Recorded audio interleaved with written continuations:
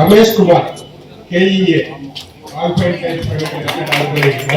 திரு ராஜேந்திரன் ஐயா அவர்கள் வந்திருக்காங்க. அவரை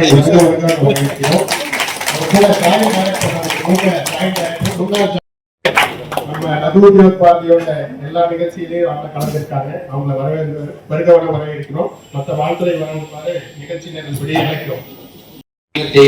27ஆம் ஆண்டிற்கான மாவட்ட பொறுப்பாளர்கள் பொறுப்பேற்கும் நிகழ்வில் அமர்ந்திருக்கின்ற இந்த அரங்கத்தில் அமர்ந்திருக்கின்ற உங்கள் அத்தனை பேருக்கும் என்னுடைய பணிவான கல்வியாளர், நேர்மை மிகு IPS அதிகாரியாக இருந்து மக்களுடைய பணி செய்யும் தொண்டனை தலைமையேற்று வழிநடத்தும் தலைவனாய் மக்கள் சேவையை தனது வாழ்க்கையின் நோக்கமாக கொண்டு ஆட்சியில் பயணிக்கின்ற ஒரு மகத்தான மாமனிதராய் எந்நிலை வந்தாலும் தன்னிலை மாறாது மக்கள் நலனே தன் நலன் என செயல்படும் அவரது நேர்மை, தெளிவு, தீர்மானம் ஆகியவை நம் போன்ற தொழில் முனைவோர்களுக்கும் இன்றைய இளைஞர்களுக்கும் ஒரு உந்தி சக்தியாக இருக்கின்றன என்பதில் எல்லாரும் யாருக்கும் சந்தேகம் இருக்க இயலாது.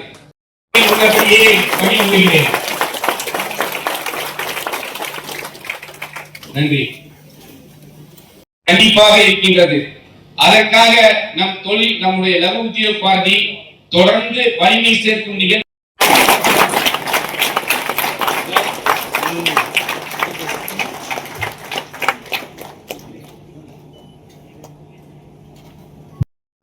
இருந்து அர்ச்சனை செய்யப்பட்ட பிரசாதத்தை திருமுறை ஆகம வித்தகர் முனைவர் ராஜேந்திர சிவம் மற்றும் சுப்பிரமணியம்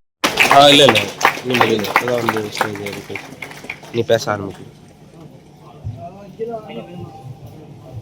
ஸ்டோர்ல தான் இருக்கு. ஓகே. பேரூர் ஆதீனம் திருமுறை ஆகம வித்தகர் முனைவர் ராஜேந்திர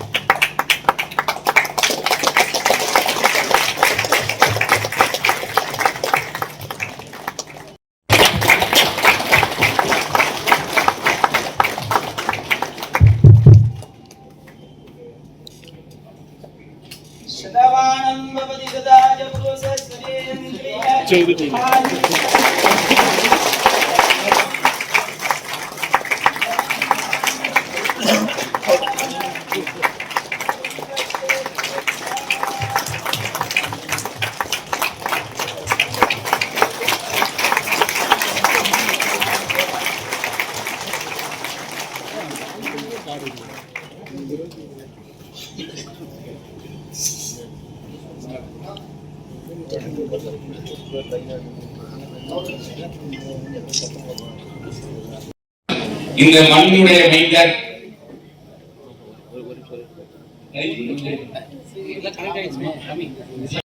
முறையிலே பெருமைப்படுகின்றேன், பேரானந்தம் அடைகின்றேன். வீறுநடை போட்டு என் நேரமும் வெற்றி மிக்க நிகழ்வாக இந்த அரங்கம் நிறைந்த ஒரு கூட்டத்தோடு இன்றைக்கு வழிநடத்தி கொண்டிருக்கின்ற கோவை கொண்டிருக்கிறது. நம்முடைய முன்னோர்களுக்கு இந்த பெருமை கிடைக்கல, நம்ம எல்லோருக்கும் இந்த பெருமை கிடைத்திருக்கிறது. சுதந்திரம் கிடைத்த பொழுது 1947 ஒருங்கிணைந்த பாரதம், பாகிஸ்தான், இந்தியா, இப்ப இருக்கக்கூடிய பங்களாதேஷ் ஒருங்கிணைந்த பாரதம் 1947 உலகத்தினுடைய 6வது பெரிய பொருளாதார நாடாக இருந்தோம். 1991 நம்ம நாட்டினுடைய மோசமான பொருளாதார சூழ்நிலையின் பொழுது உலகத்தினுடைய 16வது பெரிய பொருளாதார நாடாக இருக்கும். இந்தியா மட்டுமே, பாகிஸ்தான், பங்களாதேஷ் வேறு வேறு நாடுகள் அந்த சூழ்நிலையில 6வது ஆரம்பித்து 1991 16th லார்ஜஸ்ட் எக்கானமி. இன்று 2025 உலகத்தினுடைய 4வது பெரிய பொருளாதார நாடாக மாறியிருக்கிறது. இது பார்க்கும்போது ஒரு சடுகுடு ஆட்டத்துல, பரமபத ஆட்டத்துல வருகின்ற அந்த பாம்பு வச்சு விளையாடுற மாதிரி இந்தியா கீழேயும் மேலேயும் சென்று கொண்டிருக்கிறது. இதே ஒரு 250 ஆண்டுகளுக்கு முன்பு சென்று 1730-40 காலகட்டத்தில் உலகத்தினுடைய 2வது பெரிய பொருளாதார நாடாக இருந்தோம். அப்ப நம்முடைய டோட்டல் வேர்ல்டு ஜிடிபியில 23% இந்தியாவுடைய கையில் இருந்துச்சு. சோ முக்கியமான நாடு. எப்ப விவசாயம், ஹேண்டிகிராஃப்ட், ப்ரீ இண்டஸ்ட்ரியல் ரெவல்யூஷன், அந்த சூழ்நிலையில உலகத்தினுடைய மிகப்பெரிய நாடாக இருந்தோம். இண்டஸ்ட்ரியல் ரெவல்யூஷன் அமைந்த பிறகு நம்முடைய இடத்தை படிப்படியாக ஐரோப்பிய நாடுகளுக்கு விட்டுக் கொடுத்தோம். சுதந்திரத்தின் போதும் கூட மிக மோசமாக இல்லை, 6வது பெரிய நாடாக இருந்தோம். 16க்கு சென்று மறுபடியும் 4வது வந்திருக்கின்றோம். 4லிருந்து மேலே மட்டும்தான் செல்வதற்கான வாய்ப்பு. 2027 முடியும் பொழுது 3வது நாடாக மாறி இருப்போம். அதன் பிறகு நமக்கு மேல சைனா, அமெரிக்கா 2 நாடுகள் மட்டும்தான் இருக்கும். இந்த 2 நாடுகளையும் பிடிக்க வேண்டும். நம்முடைய காலகட்டத்தில் இந்தியாவில் நடுத்தரத்தில் இருந்து மிடில் கிளாஸ் இருந்து அப்பர் மிடில் கிளாஸாக நாம் மாற வேண்டும் என்றால் நம்முடைய காலகட்டத்தில் நாம் $10 பில்லியன் என்கின்ற பொருளாதார அந்த எண்ணிக்கையை நாம் தாண்ட வேண்டும். So we become upper middle class. இன்னைக்கு நாம lower middle class, low income economic middle class மாறி இருக்கிறோம். ஒரு சராசரி வருமானம் இன்னைக்கு $2,500 ஒரு மனிதன் கையில் இருக்கு. அது 2 லட்சம் ரூபாய் சற்றே குறையும். இன்னைக்கு இங்க இருக்கக்கூடிய தொழிலதிபர்கள் நீங்கள் எல்லாம் சேர்ந்துதான் இந்தியாவுடைய பொருளாதாரத்தை வளர்க்க போறீங்க. இந்தியாவை வளர்ச்சி பாதையில் எடுத்துட்டு போக போறீங்க. $4 டிரில்லியன் இருக்கக்கூடிய நம்முடைய பொருளாதாரத்தை 2033 இன்னும் 8 ஆண்டுகள் முடியும் பொழுது அதை நீங்க $10 டிரில்லியன் மாற்ற போறீங்க. நம்முடைய நாடு $10 டிரில்லியன் மாறும் பொழுது நாம் மிடில் கிளாஸ்ல இருந்து மிடில் இன்கம் கண்ட்ரியிலிருந்து அப்பர் மிடில் இன்கம் கண்ட்ரியாக நாம் மாற ஆரம்பிப்போம். அதனால் இங்க இருக்கக்கூடிய ஒரு தொழிலதிபரும் மிக முக்கியம் வாய்ந்தவர்கள். இங்க இருக்கக்கூடிய இந்த அமைப்பு மிக மிக முக்கியம் வாய்ந்தது. காரணம், இத்தனை காலமாக இந்தியா எப்படி இருந்தது என்பதை விட அடுத்த 10 ஆண்டு காலம் உங்கள் மீது மிகப்பெரிய நம்பிக்கையோடு இந்த நாடு பார்த்துக் கொண்டிருக்கிறது. மைக்ரோ, ஸ்மால், மீடியம் என்கின்ற 3 குழுக்களை இணைத்து MSME என்கின்ற வார்த்தையை நாம் பயன்படுத்துகின்றோம். அந்த MSME நண்பர்களுக்கு உழைப்பதற்காக லகு உத்யோக் பாரதி, அதற்காக தலைவர்கள் மேடையின் மீது அமர்ந்திருக்கிறார். இன்னைக்கு இந்தியாவை நம்ம ரொம்ப ஆழமா பார்த்தோம்னாலையா 1991 நம்முடைய மோசமான பொருளாதார சூழ்நிலை நடந்த பொழுது இந்தியா மொத்தமாக MSME 67 லட்சம் பேர் இருந்தாங்க. 6.7 பில்லியன் 1991. இன்னைக்கு 63 பில்லியன் இருக்கிறார். 6,30 லட்சம் பேர். சோ 67 லட்சம் 1991, 6,30 லட்சம் பேர் 2025. கிட்டத்தட்ட 10 மடங்கு 1991 இருந்து 2025 10 மடங்கு MSME வளர்ச்சி இருக்கு. ஆனா இதெல்லாம் உன்னிப்பா பாத்தீங்கன்னா மைக்ரோ, ஸ்மால், மீடியமா உன்னிப்பா பார்க்கும் பொழுது இதுல மைக்ரோ மட்டும்தான் ரொம்ப அதிகமா இருக்கு. மொத்தமாக இருக்கக்கூடிய 6,30 லட்சம் இந்த நிறுவனங்கள்ல மைக்ரோ மட்டுமே 6,20 லட்சம் பேர் இருக்கிறாங்க. எல்லோருக்கும் எங்களுடைய அன்பான மாலை வணக்கம். கோயம்புத்தூர்ல நம்முடைய சிறு குறு தொழிற்சாலைகள் SME, small medium enterprise, micro small medium enterprise, அதனுடைய அமைப்பாக இருக்கக்கூடிய லகு உத்யோக் பாரதி அவர்களுடைய கோயம்புத்தூர் மாநகரத்தில் புதிய நிர்வாகிகளுடைய பொறுப்பேற்பு விழாவில் நாங்கள் எல்லாம் பங்கேற்றிருக்கின்றோம். பத்திரிகை நண்பர்களை சந்தித்துக் கொண்டிருக்கின்றோம். மற்றற்ற மகிழ்ச்சிங்கன்னா கேள்வி கேளுங்கன்னா பதில் சொல்றோம். இந்த TNPSC பத்தி நீங்க ஒரு அறிக்கை கொடுத்துருக்கீங்க சார். நீங்க TNPSCல இவ்வளவு பிரச்சனை இருக்குன்னு சொல்றீங்க. அதே மாதிரி சென்ட்ரல் கவர்மெண்டோட எக்ஸாமினேஷன்ல இந்த மாதிரி பிரச்சனை இருக்கு இல்லைங்க சார். மத்திய அரசோட TNPSC பொறுத்த வரைக்கும்னா எந்த எக்ஸாமினேஷனாக இருந்தாலும் கூட ஒரு செட் சிலபஸ் இருக்கும். சிலபஸ்ல இருந்து நீங்க கேள்விகள் கேட்கணும். நான் முன்னாடி சில கேள்விகள் நான் காட்டுறேன். நான் கேள்வி கேட்டதுக்காக 200 மதிப்பெண்கள் இருக்கக்கூடிய ஒரு பரீட்சை நடக்குது. இத்தனாயிரம் இளைஞர்கள் கனவுகளோடு தயார் பண்றாங்க. அதுல தமிழ் மொழியிலிருந்து, தமிழ் பாடத்திலிருந்து 100 கேள்விகள், வேற 100 கேள்விகள் வெளியிருந்து வருது, வேறு பாடத்திலிருந்து. 200 கேள்விகளில் கேட்கப்பட்டிருக்கக்கூடிய பல கேள்விகள் வந்து சிலபஸ்லேயே இல்லை. உதாரணத்திற்கு நான் ஒரு சாம்பிள் உங்களுக்கு காட்டுறேன். அந்த மீடியாவில் இருக்கிறவங்க அதை ஜூம் பண்ணிக்கலாம். நீங்கள் ஒரு சாம்பிள் ஒன்று காட்டுறேன். ஒளி மரபை கண்டறிக அப்படின்னு ஒரு கேள்வி நம்பர் 5. சும்மா நீங்கள் ஜூம் பண்ணி பாருங்கள். யாராச்சும் இதுக்கு பதில் சொல்லுவாங்களா? நீங்களே பாருங்கண்ணா. அடுத்தது வேலை பிசகு என்கின்ற மரபு தொடரின் பொருள் அப்படின்னு ஒரு கேள்வி இருக்கு. இதையும் கொஞ்சம் அப்படியே ஜூம் பண்ணி பாருங்கண்ணா. அடுத்தது ஒரு பொருத்தம் 4 கொடுத்துருக்காங்க. நான் சும்மா இருக்கிற சில சாம்பிள் கேள்விகள் இதை மட்டும் காட்டுறேன். இது எதுவுமே சிலபஸ்ல இல்லை. இதெல்லாம் 20 ஆண்டுகளுக்கு முன்பு வேறு காலகட்டத்தில் இருந்த தமிழ் சொற்றொடரில் வந்திருக்கக்கூடிய சில வார்த்தைகள். அவங்களுடைய பிரிஸ்கிரைப்டு சிலபஸ்ல நெகட்டிவ் மார்க்கிங் இல்லாதனால எல்லோரும் வந்து ஏதோ ஒன்று டிக் அடிப்பாங்க. ஒரு சிலபஸ்லேருந்து கேள்விகள் வரும்பொழுது மட்டும்தான் அந்த மாணவனுடைய திறமையை நீங்கள் பரிசோதித்து பார்க்க முடியும். ஒரு 10% அவுட் ஆஃப் சிலபஸ் வச்சுக்கலாம். அது கிரிட்டிக்கல் திங்கிங்காக சிலபஸ்லேயே இல்லாமல் தன்னிச்சையாக கேள்விகள் கேட்டிருக்கிறாங்க. முதல் கம்ப்ளைண்ட் எங்களுது. இரண்டாவது, சில சென்டரில் குரூப் 4 தேர்வுகள் முடித்த பிறகு அதை பாதுகாக்கப்பட்ட விதம் சந்தேகத்தை ஏற்படுத்தியிருக்கிறது. சீல் பிரிச்சிருக்கிறாங்க, அந்த பாக்ஸ் வந்து முழுவதுமாக சீல் பண்ணல, ஹாஃப் தான் சீலாக இருக்குது. அப்படி இருக்கும் பொழுது அந்த இன்டெகிரிட்டி ஆஃப் ஆன்சர் ஷீட்ஸை முறையாக கொண்டு போய் விவாதிச்சிருக்காங்களான்னு. ஏன்னா லட்சக்கணக்கான மாணவ செல்வங்கள் எழுதக்கூடிய குரூப் 4 ஒன்று தேர்வுகள் முறையாக இல்லை, தேர்வு நடந்து முடிந்த பின்பு அதை பாதுகாக்கப்பட வேண்டிய விதமும் முறையாக இல்லை என்பது எங்களுடைய குற்றச்சாட்டு. இது இவங்க என்ன சொல்கிறாங்கன்னா, ஒரு தேர்வு கடினமாக இருக்கலாங்கன்னு, அது வேற. ஆனால் தேர்வு சிலபஸுக்குள்ளிருந்து வரணும்.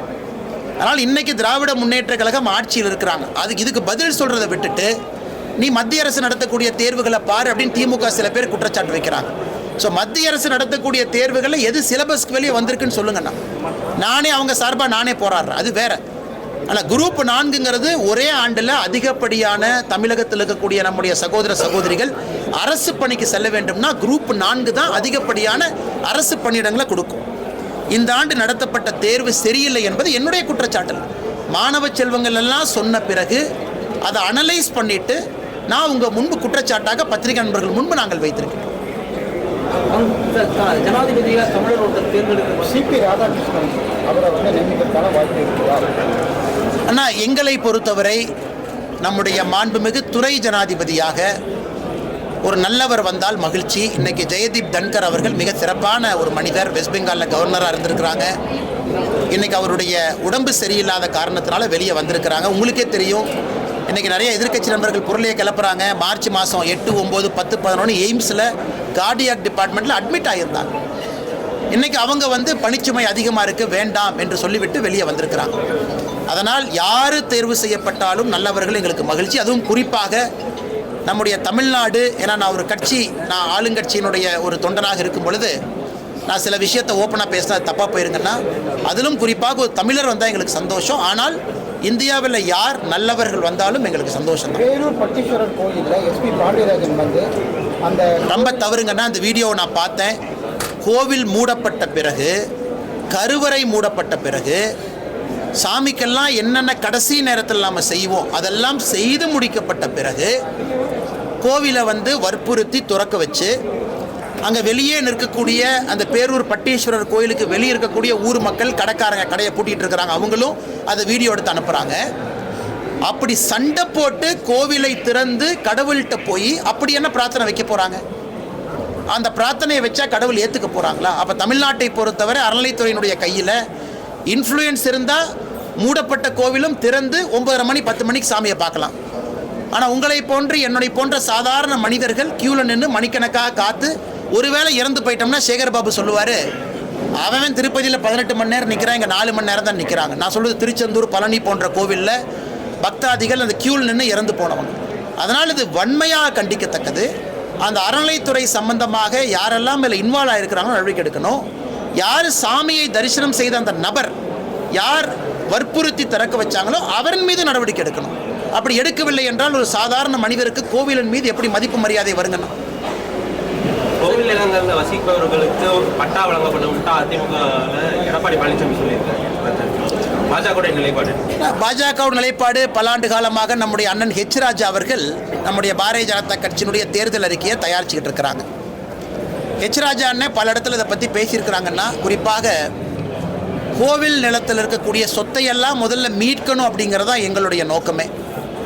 எத்தனையோ சொத்துக்கள், கிட்டத்தட்ட 1 லட்சம் ஏக்கர், நான் பல இடத்துல பேசுகிறேங்கன்னா 1 லட்சம் ஏக்கர் இன்னைக்கு அவங்க 5.25 லட்சம் ஏக்கர் தான் காட்டுறாங்க. அதுலேயே 1 லட்சம் ஏக்கர் காணாமல் போயிடுச்சு. அது கோவிலுடைய சொத்து. இரண்டாவது, கோவிலில் ஆல்ரெடி இருக்கிறவங்க அதை வந்து ரெகுலரைஸ் பண்ணுறதுக்கு ஒரு ப்ரொசீஜர் இருக்குங்கண்ணா. அது நிலம் கோவில் நிலமாக இருக்கட்டும், அவங்கள ரெகுலரைஸ் பண்ணுறதுக்கு ஒரு ப்ரொசீஜர் இருக்குது. அதுக்கு பல இடத்துல நம்ம மாதம் கட்டணம் வாங்குகிறோம். அவங்ககிட்ட வருடம் நம்ம அவங்ககிட்ட ஒரு நிலுவைத் தொகையை வாங்கிக்கிறோம். பல இடத்துல இது இருக்குது. இன்றைக்கி தமிழகத்தில் நம்ம எல்லோரும் இணைந்து, அரசியல் கட்சிகள் தலைவர்கள் எல்லாம் இணைஞ்சு இதற்கான ஒரு சொல்யூஷன் ஏற்படுத்தணும். இன்றைக்கி அனைத்து இந்திய அண்ணா திராவிட முன்னேற்ற கழகம் அவங்க ஒரு பிரச்சனையை வச்சுருக்கிறாங்க. அதை பற்றி நான் கருத்து சொல்ல விரும்பலிங்கன்னா, அவங்க கட்சியினுடைய கொள்கை நிலைப்பாடு மக்கள் முன்னாடி வைக்கிறாங்க. நான் தனியாக ஒரு கட்சி கூட்டணியில் இருந்தாலும் நான் சொன்னது தவறாக போயிருங்கன்னா, என்னை பொறுத்தவரை அந்த 1 லட்சம் ஏக்கர் ஆல்ரெடி எத்தனையோ ஜாம்பவான்கள் என்கரேஜ் பண்ணி வச்சுருக்கிறாங்க. அதில் வாடகையே வரல. முதல்ல அதை பிடுங்குவோம். ஆல்ரெடி இருக்கக்கூடிய நிலத்தில் இருக்கிறவங்க 1 ரூபா 2 ரூபா வாடகை கொடுக்குறாங்க. அதை முதல்ல வாங்குவோம். 99 ஆண்டுகள் வாடகை ஏற்றப்படாமல் பல இடமெல்லாம் இருக்குது, அதை வாங்குவோம். இதையெல்லாம் முதல்ல செய்ய வேண்டும். இதை பற்றி அதிகாரப்பூர்வமாக எங்களுடைய மாநில தலைவர் அவர்களும் ராஜா அண்ணன் எல்லா வருஷமும் அவர் தான் மக்களை சந்தித்து எங்களுடைய தேர்தல் வாக்குறுதியை மக்கள் முன்னாடி வைக்கிறாங்க. அவர்கள் ஸ்பெசிஃபிக்காக கருத்து சொன்னால் சிறப்பாக இருக்கும்.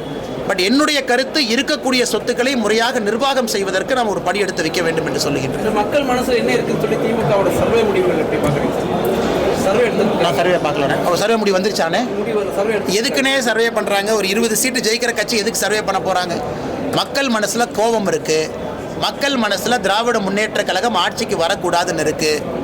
இதற்கு முன்பு திராவிட முன்னேற்ற கழகம் சந்தித்த படுதோல்வி நமக்கு தெரியும். ஒரே ஒருத்தர் ஜெயிச்சாங்க. யார் ஜெயிச்சாங்கன்னு நமக்கு தெரியும். 2 பேர் ஜெயிச்சாங்க. அந்த 2 பேர் யாருன்னு நமக்கு தெரியும். அதுபோன்ற மோசமான தோல்வியை திராவிட முன்னேற்ற கழகம் இதற்கு முன்பு பார்த்துருக்குறாங்க. அதை நோக்கி தான் தேர்தல் களம் போகுதோ தவிர மக்கள் மனசில் என்ன இருக்குன்னா, முதலமைச்சர் அவர்கள் வெளியே வந்து ஒரு கிராமத்தில் 2 இரவு தங்கி கிராமத்தில் இருக்கக்கூடிய மக்கள்கிட்ட பேசினாவே அவருக்கு தெரியும். இந்த நேரத்தில் முதலமைச்சரை பற்றி நான் காட்டமாக பேச விரும்பலை. ஆஸ்பத்திரியில் இருக்கிறாங்க, வேகமாக குணமடைந்து வரணும். அதனால் என்னதான் அவங்க சர்வே எடுத்தாலும் திராவிட முன்னேற்ற கழகத்தினுடைய தோல்வி உறுதி. நடிகர் ரஜினிகாந்தோட பிரதர் என்ன சொல்லியிருக்காருன்னா, விஜய் வந்து அரசியலில் வந்து ஜொலிப்பது வந்து கஷ்டம், அண்ணாமலை புத்திசாலி, அவர் வந்து அரசியலில் மிக உயரத்துக்கு வருவார்னு சொல்லியிருக்காரு. இது எப்படி பார்க்குறீங்க? ஆனால் சூப்பர் ஸ்டாருடைய சகோதரர் கருப்பா சவப்பான் கூட தெரியாதுங்கன்னா என்னை அந்த வம்பில் மாட்டி விட்டுறாதீங்க. அதனால் நிச்சயமாக அவருடைய கருத்து அது. நான் ஏற்பது ஏற்காத தவறாக போயிருக்குன்னா மிச்ச தலைவர்கள் இருக்கிறாங்க. விஜய் அவர்களை பொறுத்தவரை ஒரு கட்சி ஆரம்பிச்சிருக்கிறாங்க. கடுமையாக பணி செய்ய வேண்டும் என்று நினைத்து களத்துக்கு வந்தால் அவருடைய கையில் இருக்க வெற்றி தோல்வி எல்லாம். எந்த அரசியல் கட்சியும் அவருடைய உழைப்பை பொறுத்து தான் மக்கள் வாக்களிக்க போகிறாங்க. ஆனால் திராவிட முன்னேற்ற கழகம் அகற்றப்பட வேண்டும். அதே நேரத்தில் நான் இன்னைக்கு தேசிய ஜனநாயக கூட்டணியில் இருக்கிறேன். எங்களுடைய கூட்டணி ஜெயிக்க வேண்டும் என்று நாங்கள் உறுதியாக சொல்லுகின்றோம், நம்புகின்றோம். மற்றபடி ஒரு கட்சியும் நாங்கள் யாரும் தரம் தாழ்ந்து அவங்க போயிடக்கூடாதுன்னு நான் சொல்லலைங்கன்னா, கடுமையாக உழைக்கட்டும், மக்கள் மன்றத்தில் மக்களுக்கு என்ன செய்வோம் அப்படிங்கிற வாக்குறுதியை வைக்கட்டும். நீங்கள்லாம் முடிவு பண்ணுங்க. ஆனால் எதை பார்த்தீங்கன்னா மலைவாழ் மக்களை பற்றி ஒன்று போட்டிருந்தீங்க சார். தொட்டி கட்டி தூக்கிட்டு வர. ஆமாம், மலைவாழ் மக்கள். ஆனால் நீங்கள் ஒரு பகுதியை தான் பார்த்துருக்கீங்க. அவங்க உள்ளாட்சி எலெக்ஷனில் அவங்களுக்கு ஓட்டு பதிவே இல்லைங்கிற விஷயமாவது உங்களுக்கு தெரியுமா சார்? அண்ணா இங்கே பாருங்கண்ணா, 40 ஆண்டுகளாக இல்லை. அண்ணே ஒரு பத்திரிகை நண்பர்களுக்கு தெரியக்கூடிய செய்தி நிச்சயமாக எனக்கு தெரியாதுங்கன்னா நான் ஏற்றுக்கிறேன். எனக்கு ஒரு செய்தி தெரிந்த பின்பு நான் அதை ஆராய்ந்த பின்பு உங்கள் முன்னாடி நான் வைக்கிறேங்கன்னா, பத்திரிகை நண்பர்கள் நீங்கள் கிரவுண்ட்லேயே இருக்கிறீங்க, நிச்சயமாக என்னை விட உங்களுக்கு அதிக நாலேஜ் இருக்குது. நீங்கள் சொல்வது இன்னும் அதிர்ச்சியளிப்பதாக இருக்குது அப்படின்னு நான் ஒரு பக்கம் செய்தியை பதிவு பண்ணியிருக்கேன்னா, அப்போ நீங்கள் சொல்கிறத பார்த்தா அது இன்னும் அதிர்ச்சியளிப்பதாக தானே இருக்குது. அரசு ஒரு பக்கம் திராவிட மாடல் அரசு, முன்னேறிய மாநிலம், இந்தியாவினுடைய 2வது பெரிய பொருளாதார மாநிலம் சொல்லக்கூடிய அரசு, தமிழகத்தில் இது போன்ற அவல நிலையை தடுப்பதற்கு என்ன முயற்சி எடுக்கிறாங்கன்னு சொல்லணும் இல்லைங்க. இதை பற்றியே பேச மாட்டாங்க. ஆனால் இதை தவிர எல்லாம் பேசுவாங்க.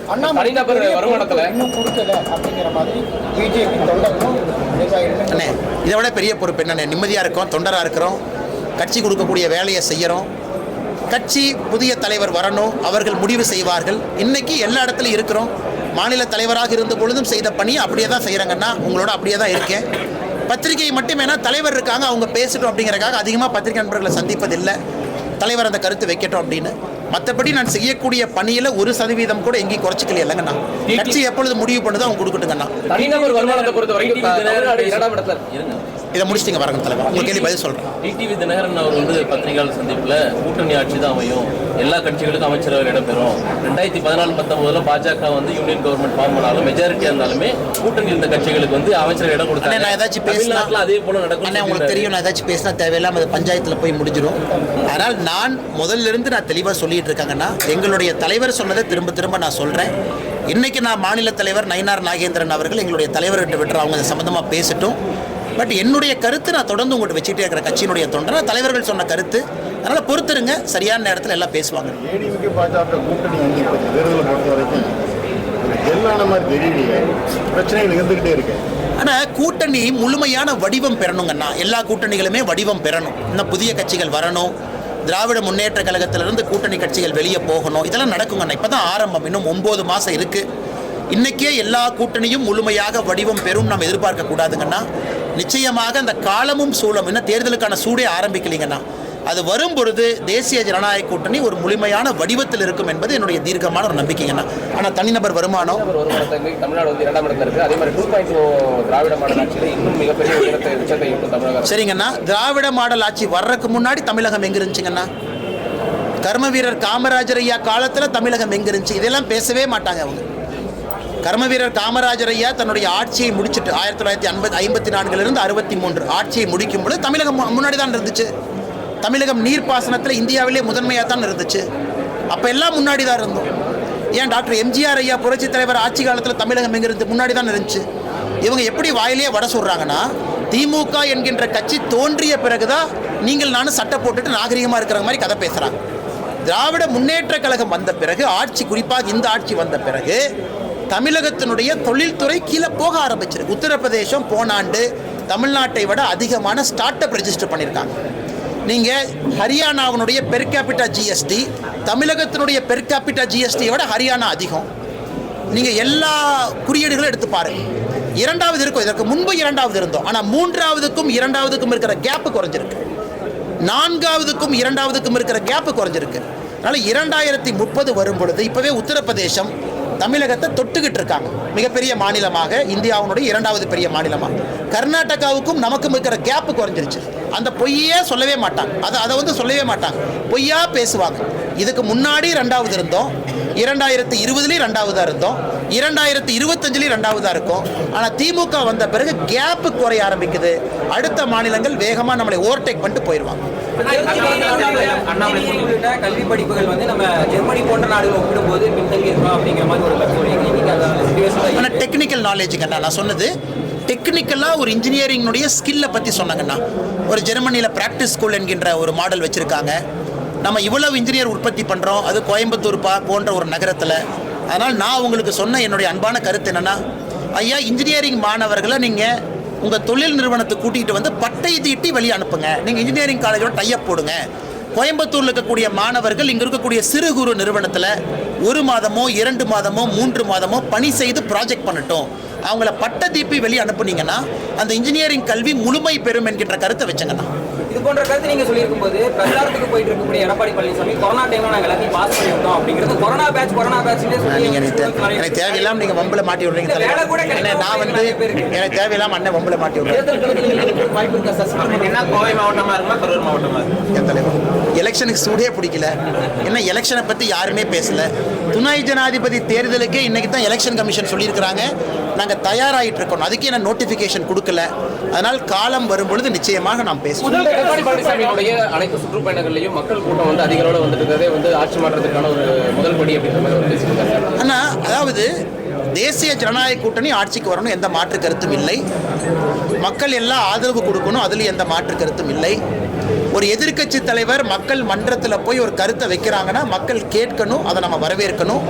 ஒரு ஆல்டர்னேட் கவர்னன்ஸ் நான் என்ன சொல்கிறேன், எதிர்க்கட்சி தலைவர் சொல்லணும், அதையும் மக்கள் கேட்கணும். இதெல்லாம் ஒரு ஆரோக்கியமான விஷயமா தான் நான் பார்க்குறேங்க. சார், பிறப்பு விகிதம் குறைஞ்சதுக்கு தமிழ்நாட்டில் சொல்கிறீங்க சார், அது என்ன ரேஷியோவில் சொல்கிறீங்க, எந்த அடிப்படையில் சொல்கிறீங்க சார்? ஆனால் ஓகே, இந்த புது சென்சஸ் வரலீங்கன்னா டெமோகிராஃபிக் சார்ட், அதாவது ஓகே, ஆனால் எப்படி நம்ம சொல்கிறோம் அப்படின்னாங்கன்னா டோட்டல் ஃபர்டிலிட்டி ரேட் டிஎஃப்ஆர்னு ஒரு டேட்டா இருக்குது, நீங்கள் ஓப்பன் டேட்டா. அதாவது குழந்தை பிறக்கக்கூடிய வயதில் இருக்கக்கூடிய ஒரு பெண், அந்த பெண்ணுக்கு மொத்தமாக எவ்வளவு குழந்தை பிறக்குது அப்படிங்கிற கணக்கு தான் டிஎஃப்ஆர். இந்தியாவில் அது 2.1 இருந்தால் மட்டும்தான் பிறப்பும் இறப்பும் சமமாக இருக்கணும். டிஎஃப்ஆர் 2.1. தமிழ்நாடு இன்னைக்கு 1.7. அப்படின்னா தமிழ்நாட்டில் குழந்தை பிறக்கக்கூடிய ஒரு சகோதரிக்கு 1.7 விகிதாச்சாரத்தில் குழந்தை பிறக்குது, 2.1 இல்லை. அப்படின்னா நம்முடைய பிறப்பு குறைவாகவும் இறப்பு அதிகமாகவும் ஆரம்பிச்சிருக்கு. ஸோ இந்த நடக்கக்கூடிய சென்சஸ் மக்கள் தொகையில் தமிழகத்தினுடைய மக்கள் தொகை டிப்பாக ஆரம்பிக்கும். ஏன்னா நம்ம 1.7 இருக்கும் கேரளா, நம்ம எல்லோருமே. இது ஒரு அபாயகரமான சூழ்நிலை. ஏன்னா ஒரு பக்கம் வேலைக்கு ஆட்கள் குறைவாக இருக்கிறாங்க, வடக்கிலிருந்து வரக்கூடியவர்கள் வேலையில் அதிகமாக இருக்கிறாங்க. நம்மளுடைய மக்கள் தொகையும் குறைய ஆரம்பிக்கும் பொழுது நமக்கு வேலையில்லா திண்டாட்டம் கொஞ்ச நாளில் மாட்டோம். வேலை இருக்கும், ஆட்கள் இருக்க மாட்டாங்க. அதனால் இதையெல்லாம் அந்த பாப்புலேஷன் கண்ட்ரோல், படித்தவர்கள் 2 குழந்தைகள் பெற்றுக்கொள்ள வேண்டும் நான் சொன்னால் அப்படிலாம் சண்டைக்கு வந்துடுவாங்கன்னா, அப்புறம் எல்லோருமே ஆரோக்கியமான குடும்பத்தில் வாழணும். இளையவர்கள் அதிகமாக இருக்கணும். அந்த 18 வயசுலேருந்து 60 வயசு கேப் அதிகமாகவும் பாப்புலேஷன் பல்ஜிப்பாங்க. 60 வயதுக்கு மேலே இருக்கிறவங்க கொஞ்சம் குறைவாக இருக்கணும். அது தமிழகத்தை பொறுத்தவரை அந்த கிராஃப் மாற ஆரம்பிச்சிருக்கு. இது எந்த அரசியல்வாதி மேலேயும் குற்றச்சாட்டு இல்லைங்கன்னா, ஒரு மாநிலம் வளர வளர இந்த பிரச்சனை வரத்தான் செய்யும். நாம் இன்னைக்கு வளர்ந்துட்டோம், இந்த பிரச்சனை வருது. யூபி எல்லாம் 2.7 இருக்கிறாங்க, டிஎஃப்ஆர் 2.7, பீகார் 3.1. அங்கெல்லாம் இன்னும் யங்ஸ்டர்ஸ் அதிகமாக இருப்பாங்க. ஸோ இந்தியாவினுடைய பொருளாதார சூழ்நிலை மாற ஆரம்பிக்கும் இன்னும் 10 ஆண்டுகளில். அதற்கு நாம் தயாராக வேண்டும். அரசியல்வாதிகள் இதை பற்றி பேசணும். ஆனால் நிறைய நேரம் இதை பற்றி நம்ம பேசாமல் உப்பில்லாத சப்பில்லாத விஷயத்தெல்லாம் பேசிகிட்டு இருக்கோம். இதெல்லாம் பாலிசி மேக்கிங்குள்ளே வர வேண்டும் என்பதற்காக தான் அந்த கருத்தை நான் முன்வைக்கிறேங்க.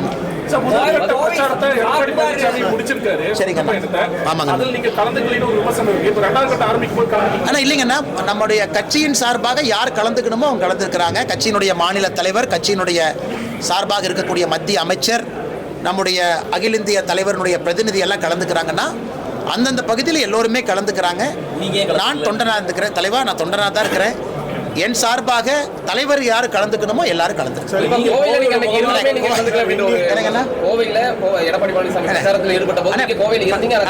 கலந்துக்கல அப்படின்றது இல்லைங்கன்னா, வேறு வேறு வேலையில் எல்லாமே இருக்கிறோம். கட்சி எனக்கு ஒரு வேலை கொடுத்துருக்குது, அந்த வேலையை செஞ்சுட்டு இருக்கேன். கலந்து கொள்ளக்கூடாது, கலந்துக்கணும் அப்படின்னு இல்லை. கட்சியின் சார்பாக யார் கலந்துக்கணுமோ அவங்க கலந்துருக்கிறாங்க. அது மிகப்பெரிய ஊழல். அதே மாதிரி கோவிலையும் அதே போன்ற ஒரு குற்றச்சாட்டை வச்சிருக்காங்க. கோவிலையும் சொத்து வரி பல்வேறு வரிகள் வந்து கடுமையாக உயர்த்தி இருக்காங்க அப்படின்னு சொல்லி இதுக்கு ஏதாவது மதுரையில் இந்த சொத்து வரி மோடஸ் ஆபரண்டியை பார்த்த பிறகு தமிழ்நாடு முழுவதுமே எஸ்ஐடி போட்டு இன்வெஸ்டிகேட் செய்ய வேண்டும் என்பதும் எங்களுடைய கருத்து. என்டிஏ கூட்டணி ஜெயிச்சாங்க, யார் முதல்வர்? தலைவா, நீங்க தெளிவா வந்திருக்கிறீங்க. பிரச்சனை மாட்டி ஒண்ணு அண்ணா, இதுல குழப்பமே இல்லைங்கன்னா அமித்ஷாஜி அவர்கள், ஏன்னா நான் முன்னொன்று முரணொன்று வச்சு பிரின்சிபல் பொலிட்டீஷியன், மிக தெளிவாக அமித்ஷா அவர்கள் என்டிஏ கூட்டணிக்கு முதலமைச்சர் வேட்பாளராக எடப்பாடி பழனிசாமி அவங்களை சென்னையில் அறிவிச்சுட்டு போயிட்டாங்க. அதில் எந்த குழப்பமே இல்லை. ஏதோ ஒரு பேட்டியில் சொல்லும் பொழுது அவங்க பேரை சொல்ல அதெல்லாம் காரணமே இல்லைங்க. நாங்கள் பேட்டியில் பேரெல்லாம் சொல்லியிருக்கிறாங்க. அந்த கான்டெக்ட்ல என்டிஏங்கிற வார்த்தையை பயன்படுத்தினாங்க. அதனால் இதில் எந்த குழப்பமும் இல்லை. இது சும்மா சில எதிர்க்கட்சி நண்பர்கள் ஒரு குழப்பத்தை ஏற்படுத்துறாங்க. தேவையற்ற முறைகேடுகளில் ஈடுபடும் உள்ளாட்சி பிரதிநிதிகள் தாங்களாகவே ராஜினாமா செய்து கொள்ள வேண்டும். அப்படின்னா எல்லாரும் திமுக ராஜினாமா தான் பண்ணலாம். அந்த மாதிரி ஸ்டாலின் ஐயா யாராவது முறைகேட்டில் ஈடுபட்டு இருக்கக்கூடிய உள்ளாட்சி பிரதிநிதி ராஜினாமா பண்ணணும்னா திமுகவினுடைய கேபினெட் எல்லாரும் ராஜினாமா பண்ணணும். திமுகவினுடைய உள்ளாட்சி பிரதிநிதிகள் எல்லாரும் ராஜினாமா பண்ணணும். முதலமைச்சர் ராஜினாமா பண்ணுமாங்கிறத ஒரு மனசாட்சிக்கு விட்டுறாங்கண்ணா. ஏன்னா தொடர்ந்து டிஎம்கே ஃபைல்ஸ் தொடர்ந்து பேசுகிறாள், நான் தொடர்ந்து ஊழல் குற்றச்சாட்டை வைக்கிறாள், நான் உள்ளாட்சியிலும் ஊழல் குற்றச்சாட்டு மதுரையில் வெளியே வந்திருக்குங்கன்னா எல்லா இடத்துலையும் தணிக்கை பண்ணணும், இன்வெஸ்டிகேட் பண்ணணும். அதனால் முதலமைச்சர் அது போன்ற கருத்தை வைக்கிறாங்கன்னா திமுக காரங்க மொத்தமாக ரிசைன் பண்ணிட்டு வீட்டுக்கு போயிருக்கு. 100 நாள் வேலை திட்டத்தில் 19,000 போலி கணக்குகள் தமிழ்நாட்டில் இருக்குன்னு சொல்றாங்க சார். 100 நாள் வேலை வாய்ப்பு திட்டத்தில் நிறைய போலி கணக்குகள் தமிழ்நாட்டில் இருப்பது உண்மைதான். இதை ஆதாரப்பூர்வமாக ஈரோடு மாவட்டத்தில் 2 பஞ்சாயத்தை சர்வே பண்ணி அதை முழுவதுமாக டாக்குமெண்ட் பண்ணி மத்திய அரசுக்கு நாம் அனுப்பியிருக்கோம். அந்த காப்பியை கோயம்புத்தூர் வாட்ஸ்அப் குரூப்பில் அனுப்பின லெட்டர் உங்களுக்கு போட்டுறேன், நீங்கள் பாருங்கள் எப்படி ஊழல் பண்ணியிருக்கிறாங்க, எப்படி ஃபேக் அக்கௌண்ட் கிரியேட் பண்ணியிருக்காங்கன்னு. அதனால் சகோதரர் சொல்லியிருக்கக்கூடிய நம்பரை பற்றி எனக்கு தெரியல. ஆனால் தமிழ்நாட்டில் 100 நாள் வேலைவாய்ப்பு திட்டத்தில் மிகப்பெரிய அளவில் ஊழல் நடப்பது என்பது உண்மை. சாம்பிளுக்கு 2 பஞ்சாயத்து டேட்டாவை இப்போ நான் உங்களுக்கு அனுப்புகிறேன். ஒரு 2 கேள்வி ஒட்டுக்கா கேட்டேன். தயவா நீங்கள் பிரச்சனையாக கேள்வி கொஞ்சம் ஈஸியாக கேள்வி, பிரச்சனை இல்லாத கேள்வி. பேர் அடிபடுது. நிதிஷ்குமார் பீகார் முதல்வருடைய பேர் பரிந்துரைக்கப்பட்டதாக நாங்கள்லாம் செய்தியில் போட்டிருக்கோம். அதனுடைய சூழல் சொல்லுங்கள். பகிரங்கமாக அறிக்கையை எடப்பாடி ஐயா விட்டுருக்காரு, இந்த மாதிரி சீமான் வரணும், விஜய் கூட்டணிக்கு வரணும். இதை பற்றி அண்ணா, அது என்டிஏனுடைய சீஃப் மினிஸ்டர் கேண்டிடேட் அவங்க, பாரதிய ஜனதா கட்சியினுடைய தலைவர் அவங்க. நீங்கள் கேட்ட 2வது கேள்விக்கான பதில் அவங்க தான் சொல்லணுங்கண்ணா. நான் சொன்னால் அது சரியாக வராதுங்கண்ணா. முதல் கேள்விக்கு நான் பதில் சொல்கிறேங்கண்ணா. இன்றைக்கி துணை ஜனாதிபதி இன்றைக்கி ஜெய்தீப் தன்கர் அவங்க ரிசைன் பண்ணியிருக்காங்க. 2027 வரைக்கும் டேர்ம் இருந்துச்சு. புதிதாக வரக்கூடிய துணை ஜனாதிபதி ரொம்ப முக்கியத்துவம் வாய்ந்த 5 ஆண்டுகள் இருக்க போகிறாங்க. அப்படி இருக்கும் பொழுது நிறைய பேர்கள் போதுங்கன்னா அது எல்லாமே ஸ்பெக்குலேஷன் தான். நம்மை பொறுத்தவரை நம்முடைய கட்சியிலிருந்து தீர்மானம் செய்து பாரத பிரதமர் நரேந்திர மோடி அவர்கள் இன்றைக்கி இரவு யூகே போகிறாங்க, நேரடியாக மால்டீவ்ஸ் போகிறாங்க யூகேலிருந்து, அங்கிருந்து தூத்துக்குடி வர்றாங்க. அதனால் பிரதமர் அவர்கள் இன்றிலிருந்து ஞாயிற்றுக்கிழமை வரைக்கும் வெளியே இருக்கிறாங்க, சனி ஞாயிறு தமிழ்நாட்டில் இருக்கிறாங்க. அதனால் எல்லோரும் பொறுத்திருப்போம். நல்ல ஒரு பெயர், நீங்கள் தான் சொன்னீங்க தமிழ்நாட்டிலேருந்து வந்தால் சந்தோஷம், எங்களுக்கு சந்தோஷம்தான். அது இந்தியாவிலிருந்து யார் வந்தாலும் நல்ல ஒரு பெயர் வரட்டும். ஏன்னா யூகங்கள் அதை பற்றி சொல்வது எனக்கு அனுமதி இல்லைங்கன்னா நான் சொல்லவும் கூடாது, எனக்கு தெரியவும் தெரியாது. சம்பந்தப்பட்டவர்கள் சரியான நேரத்தில் சொல்லுவாங்க. நன்றி அண்ணா, டேக் கேர் அண்ணா, பை அண்ணா, பை அண்ணா. இதை மட்டும் நான் குரூப்பில் போட்டுறேன். அந்த ஈரோடு இப்போ காரில் ஏறணுன்னே போகிறேன். காரில் ஏறணும்.